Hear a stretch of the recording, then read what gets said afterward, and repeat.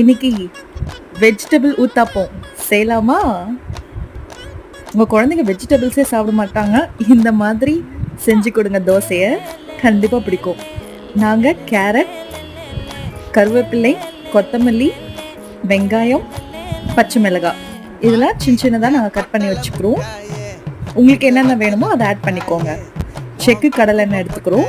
நார்மலா தோசை ஊத்திட்டு இப்போ கட் பண்ணி வச்ச இந்த வெஜிடபிள்ஸ்லாம் இது மேலே தூவிட்டு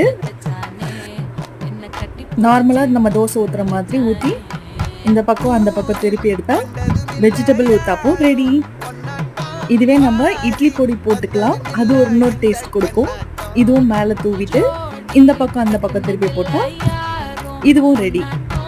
இது ரெண்டும் சட்னி வச்சு சர்வ் பண்ணும் போது செம்மையாக இருக்கும். உங்கள் குழந்தைங்க அடம் பிடிச்சா இந்த மாதிரி செஞ்சு கொடுங்க, கண்டிப்பாக இம்ப்ரெஸ் ஆவாங்க.